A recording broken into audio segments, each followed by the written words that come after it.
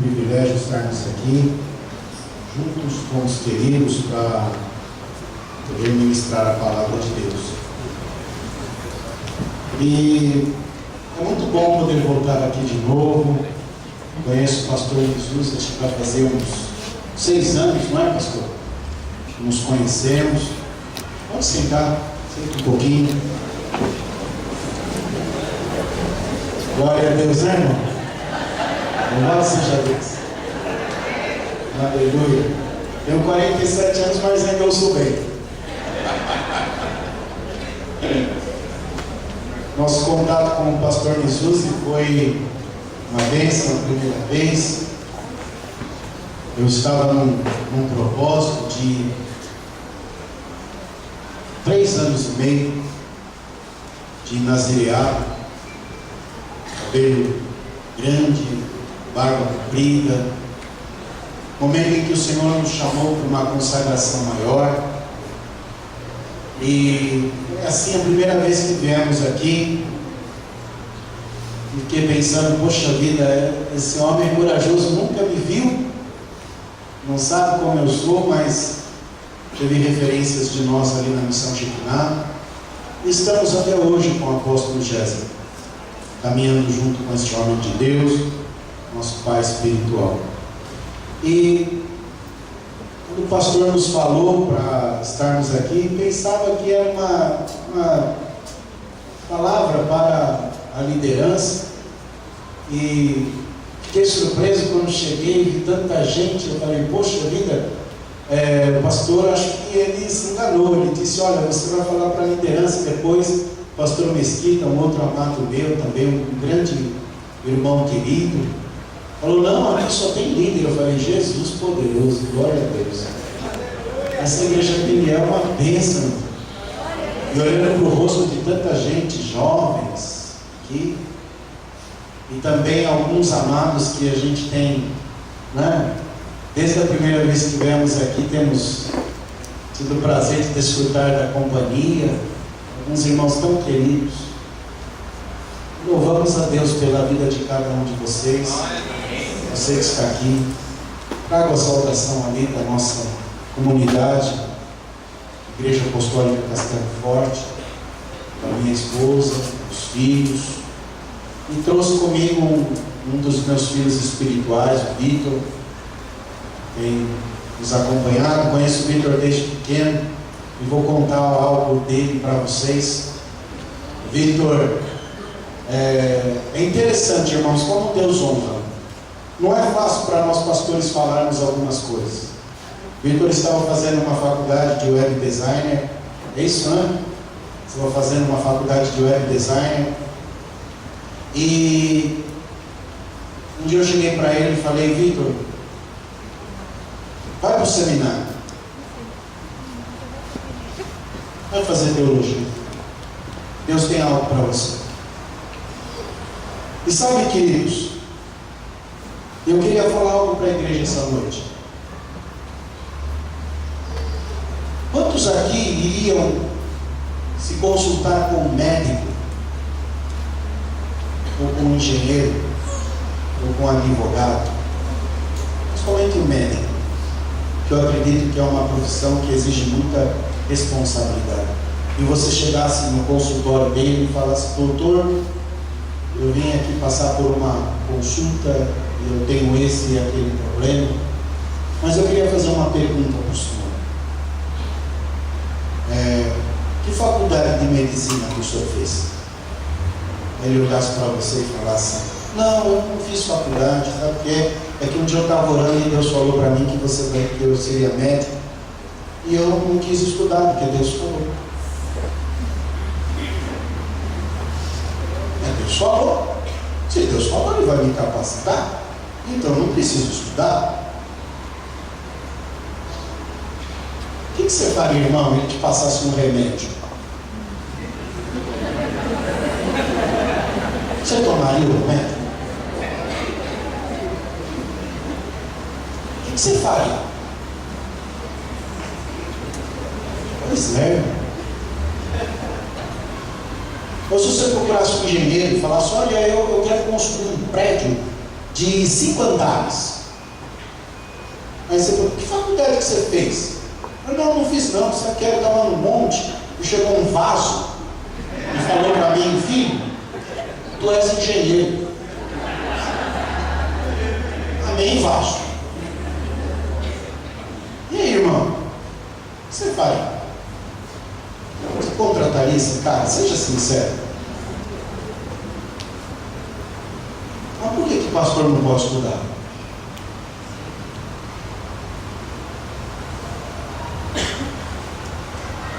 Sabe, a gente tem alguns mitos que correm na cabeça da gente, que achar que o pastor não estuda perde a unção.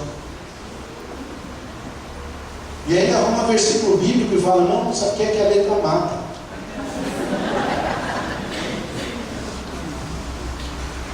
Só que, irmãos, tem um bando de jovens das nossas igrejas que eles estão fazendo faculdades aí, principalmente na área de humanas, sociologia, psicologia, filosofia, sociologia, direito. E esses jovens das nossas igrejas, eles estão aprendendo tanto humanismo, eles estão aprendendo tanto antropocentrismo, que muitas vezes muitos até se desviam. Ou eles ficam na igreja, mas ficam com a cabeça cheia desses conceitos e princípios, e o pastor não entende, e acha que é porque o irmão não tem fé. Então, queridos, nós precisamos rever alguns princípios. Eu falei: Vitor, vai fazer teologia. E sabe o que ele fez? Foi fazer.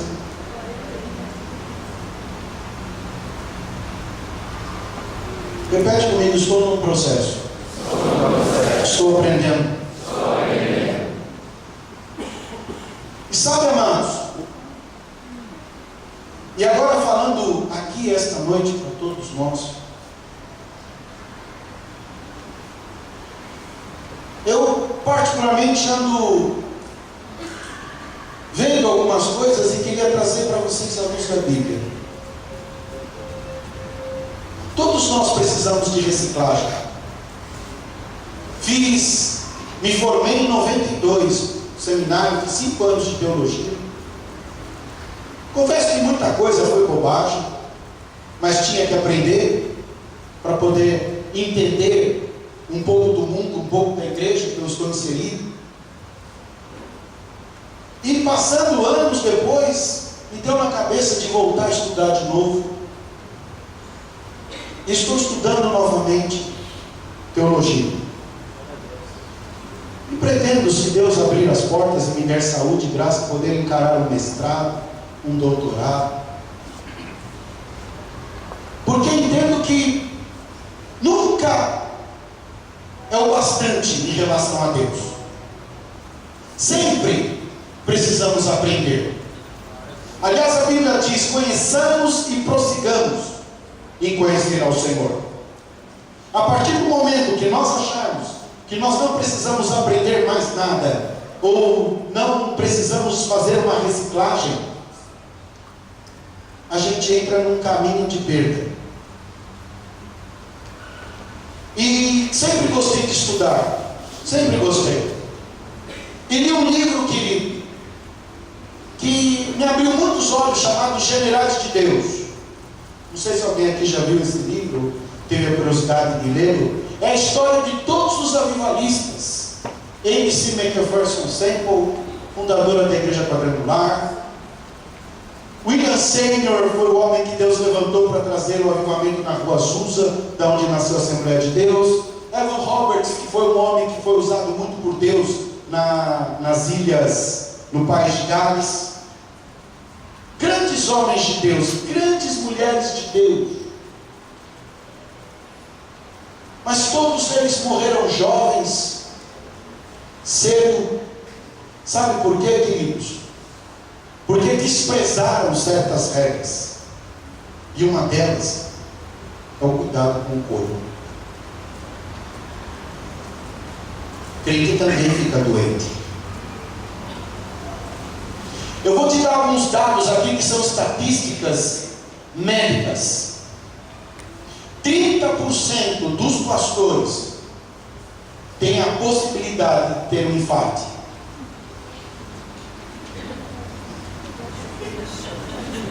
É dados médicos. 40% dos pastores são estressados. Porque pastor é gente. Pastor é gente. Pastor precisa ir no banheiro fazer xixi.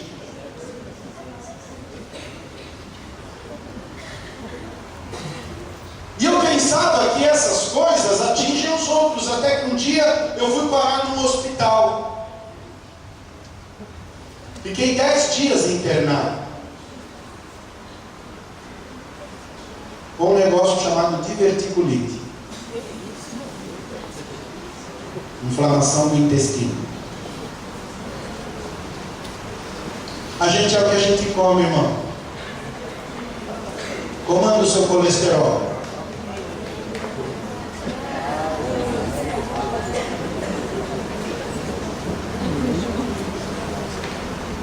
As nossas crianças estão ficando obesas. Levei minha filha no médico, ela tem 9 anos de idade, é magrinha. Mas a pediatra dela falou, ela está com colesterol alto, pai. Tem que parar de levar ela no McDonald's. Como anda o seu colesterol? Como anda a sua pressão? Você está tomando remédio para a pressão, irmão? Me desculpe.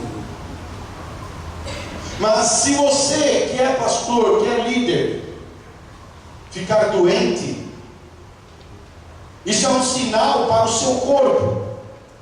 É um sinal do seu corpo te avisando que algo não está bem. Quase todos nós temos uma vida sedentária. Quem fez caminhada hoje? Quem andou hoje? Poucas pessoas.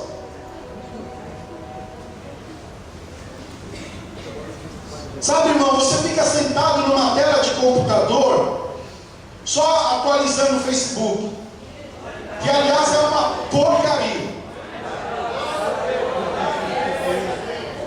Eu tenho, mas eu não fico 10 minutos naquele lá. Eu tenho para poder olhar o que os meus filhos espirituais estão fazendo. Aí eu fico decepcionado, irmãos, porque eu vejo palavrão.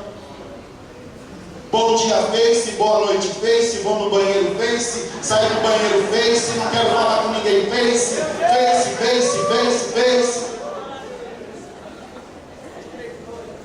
Eu vejo pessoas falando mal dos outros no Face. Pessoas adulterando espiritualmente no Face, virtualmente, online. Falando coisas para mulheres que não são as suas próprias esposas. Confessando coisas que nem para suas mulheres falam, e isso é um sinal de perigo muito grande.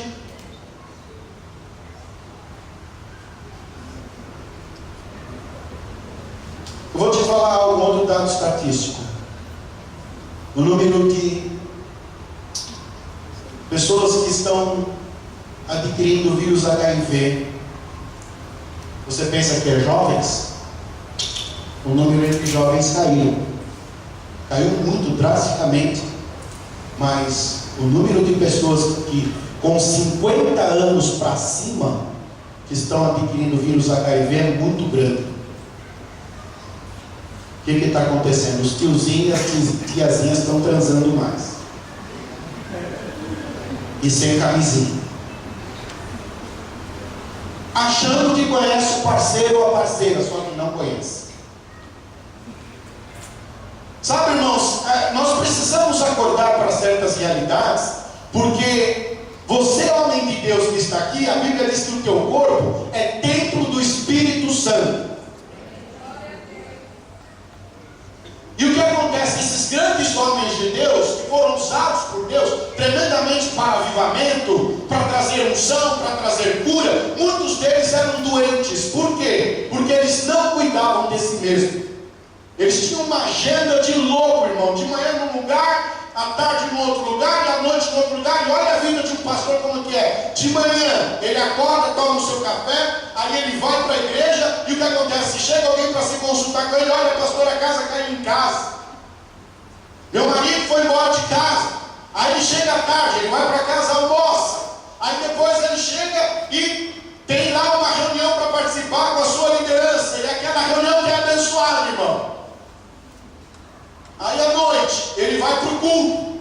Depois alguém liga, olha, fulano morreu, pastor. Liga às 2 horas da manhã. Porque o pastor não recebe hora extra, irmão. O pastor não bate ponto, não bate, sabe, não bate cartão. O pastor vai para casa. Só que o pastor, ele é pastor 100%. Toda hora ele é pastor.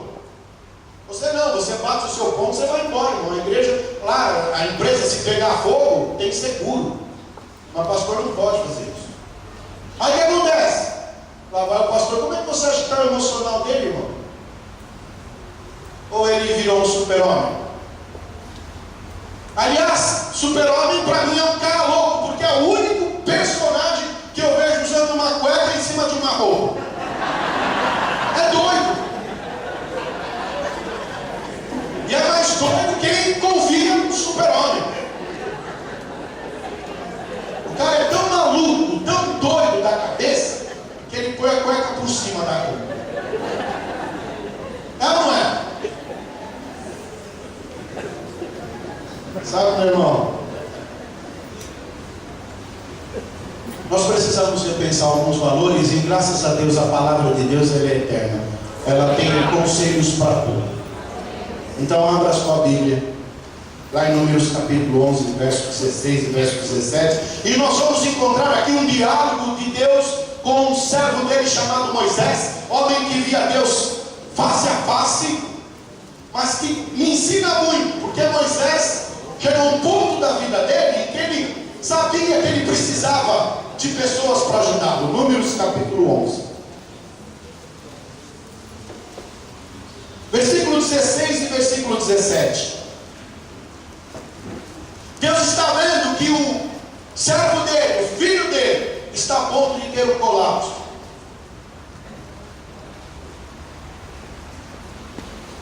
E o que Deus fala para ele? Números capítulo 11, verso 16 e verso 17. Sabe, pastor amado, homem de Deus que está aqui, sou pastor há um tempinho já, 20 e poucos anos. E confesso para você que eu não sei tudo. Aliás, louvei a Deus porque quem me antecedeu aqui é tão homem quanto eu, porque eu me achava o pior dos pecadores. Mas eu encontrei gente que é gente igual eu, que tem problema, que sente, que chora, que luta, que muitas vezes não entende, que muitas vezes ora, e a situação não melhora.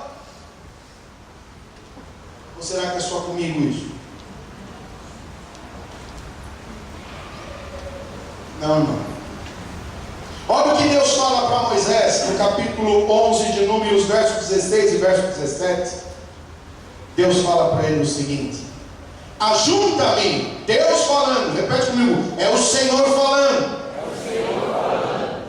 Vira a pessoa que está do seu lado e fala, é o Senhor falando, irmão. Fala para ele, quando Deus fala,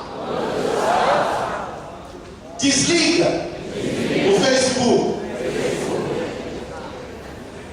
Fala para ele assim, Deus está atualizando o status. Ajunta-me 70 homens, ou seja, escolhe. Deus falou, escolhe 70 homens de quem? Dos anciãos de Israel. Repete comigo, homens de Deus. Homens de Deus. Que sabes serem anciãos e superintendentes do povo. Eu achei interessante isso que a Bíblia diz, porque aqui há uma distinção entre ser ancião e saber que é ancião, porque tem muita gente de idade que não tem nada na cabeça, que faz muita bobagem, que é irresponsável. Mas Deus estava falando, olha Moisés, você vai escolher líderes que você sabe que tem caráter, que tem palavra, que tem idoneidade moral, que a palavra dele é sim. Eu fui procurar um lugar para nós mudarmos da igreja, procurarmos um lugar. Aí fui fechar o contrato com o proprietário. Aí ele falou: olha, eu quero isso. Falei: rapaz, pelo amor de Deus, nem o banco me pediu isso quando eu fiz financiamento. Quando eu sou pastor, eu falei: não interessa. Falou: rapaz, eu sou do tempo que palavra era palavra. Não me interessa, eu estou cansado de levar calote de crente.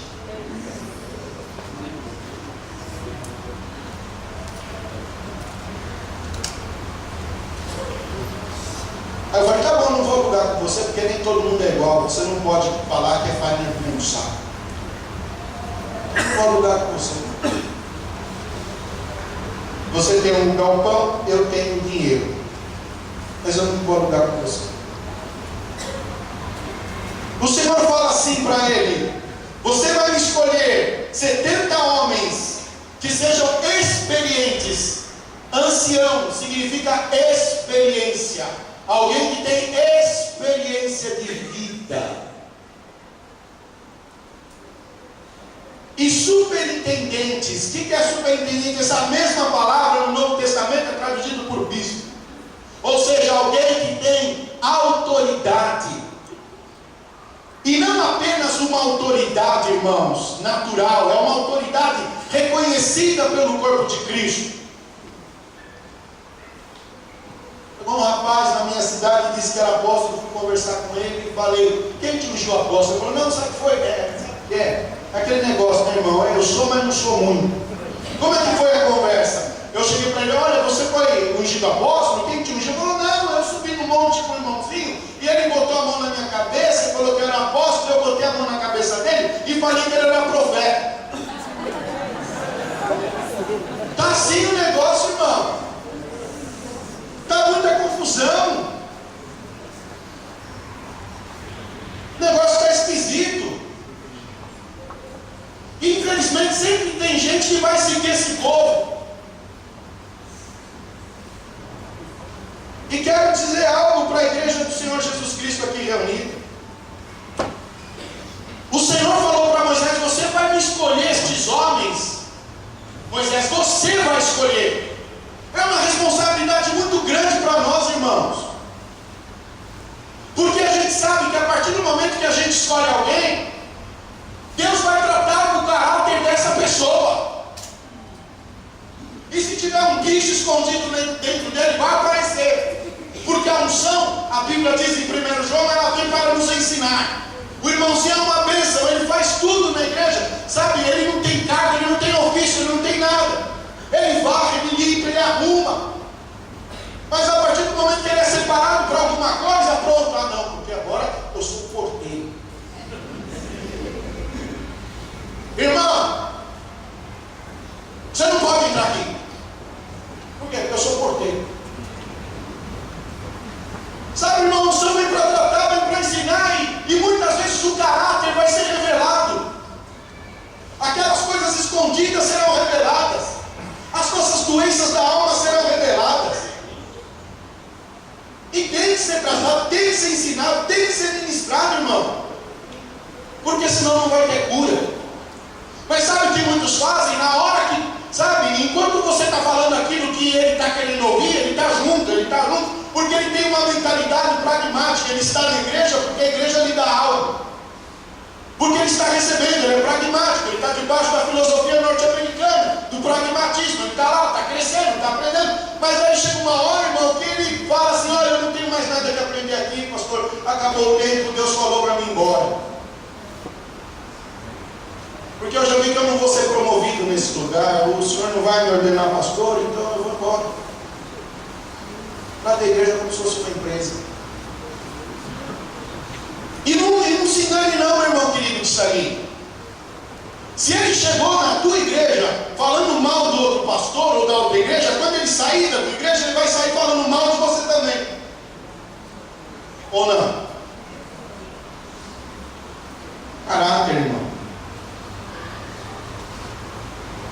E olha o que Deus falou assim: e superintendentes do povo, e os trarás perante a tenda da congregação, ou seja, onde o povo se reunia para ouvir a Deus, para que assistam ali contigo. Assistir aqui, irmão, não é sentar e ficar ouvindo, sabe, televisão, jornal, não, irmão, é participar, tem que se envolver, tem que estar inteirado, tem que estar ligado, tem que conhecer. E me perdoe, querido, me perdoe, falo isso com muito amor, porque também enfrento essas lutas. As pessoas hoje, elas estão nas nossas igrejas, sabe por que elas vêm nas nossas igrejas?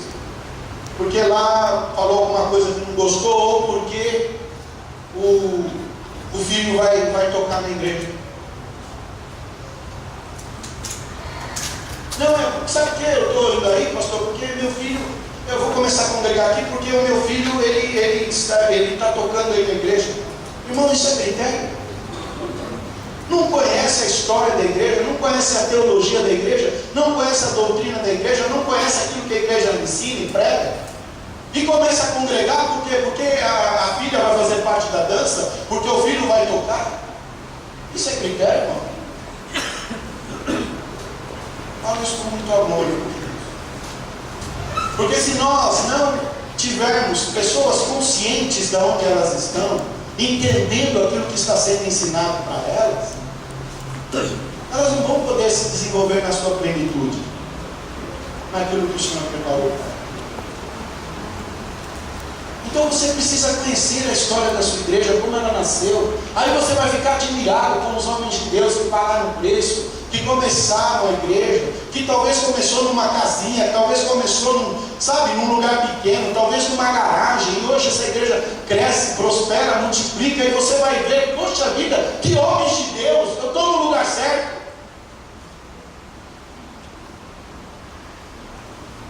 Vou te fazer uma pergunta, e para não te constranger, porque isso é estatística, não precisa levantar a mão, mas quantos aqui conhecem a fundo aquilo que a igreja Peniel prega e ensina?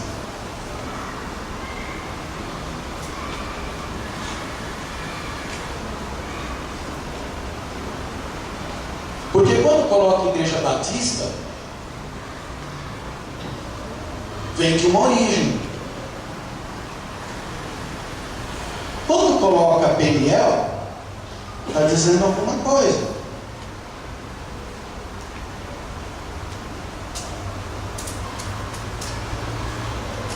Ou será que é tudo igual?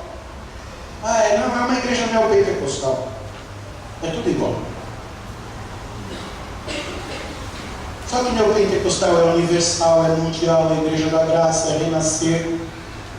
É tudo neopentecostal.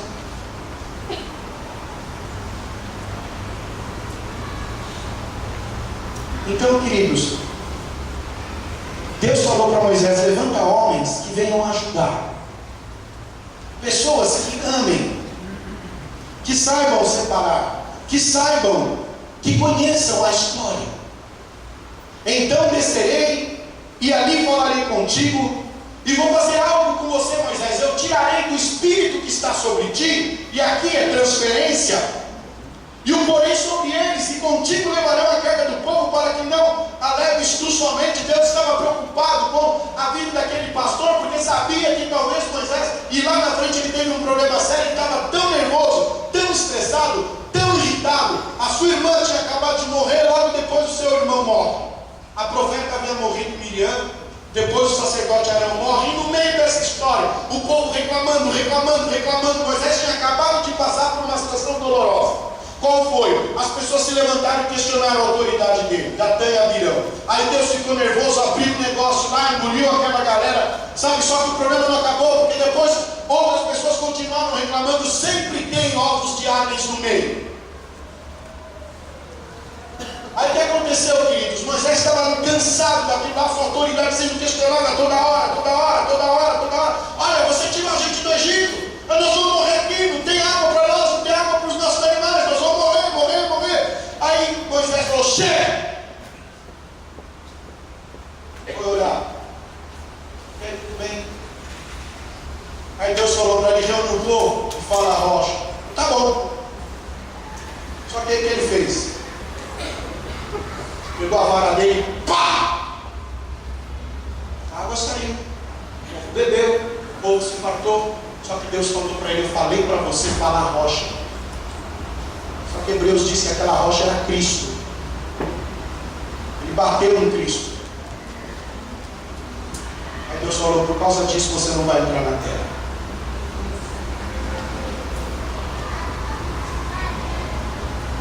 O milagre aconteceu, o povo se fartou, o povo bebeu da água, mas o homem de Deus não entrou na terra.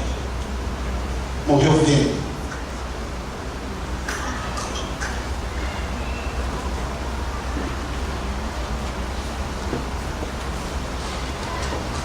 Aí, amados, Deus falou: vou te dar o Espírito que está sobre ti, Moisés. Da unção que eu te dei, e vou compartilhar com os outros. Porque esse povo está muito grande. E você, Moisés, precisa aprender a trabalhar em equipe.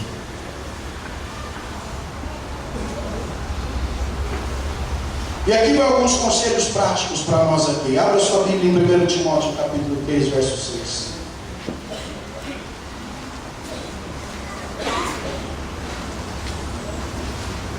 Olha o conselho que o apóstolo Paulo vai dar para um jovem pastor chamado Timóteo, alguém que estava passando um problema muito sério, irmão. Timóteo pastoreava a igreja do avivamento da época dele. Ele pastoreava a igreja de Éfeso, que ficou em avivamento naquela cidade mais de 300 anos. A igreja de Éfeso era a referência para toda a Ásia. Era uma igreja que cresceu muito.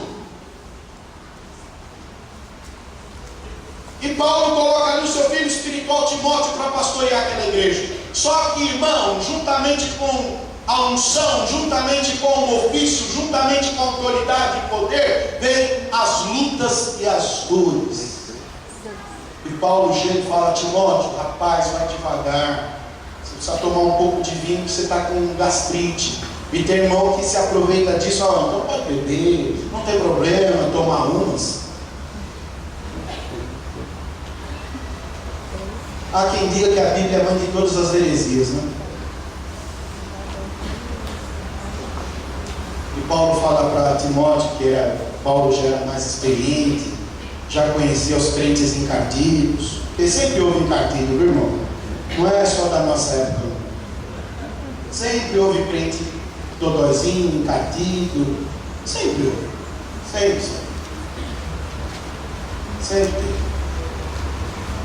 Faz parte na vida de um tratamento de pastor. 1 Timóteo capítulo 3, verso 6, olha aqui o apóstolo Paulo fala, quando ele está falando das qualificações de um líder. Que ele não seja o quê? Neófito. O que é isso? Inexperiente. Para não suceder que se ensoberbeça, ou seja, adquira a síndrome de Lúcifer, o espírito do diabo. Porque o que levou o diabo a cair? A querer ser igual a Deus. O diabo, Lúcifer, fazia tão bem o que fazia, que ele falou: para que eu vou dar isso para Deus? Isso é tão importante que eu faço tão bem, eu ministro tão bem, por que não usar isso para mim mesmo? Para que eu tenho que dar para ele? Não, vou pegar para mim. E incorra na condenação do diabo.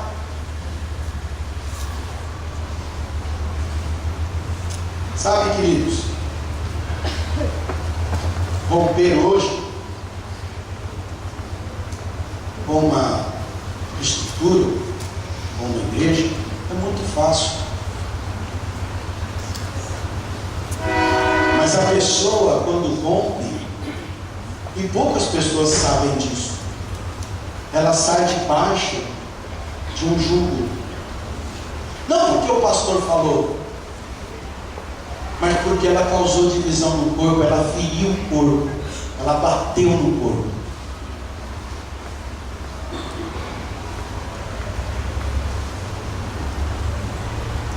Sabe, queridos, é muito diferente chegar numa situação assim: olha, pastor Jesus, eu entendi que eu não concordo mais com as posições do senhor, eu resolvi, conversei com a minha família, orei a Deus, eu queria sair da igreja, queria ir para outro lugar. Pois não, meu filho, vai na paz. Mas, via de regra, não fazemos assim. Sabe o que a gente faz? A gente começa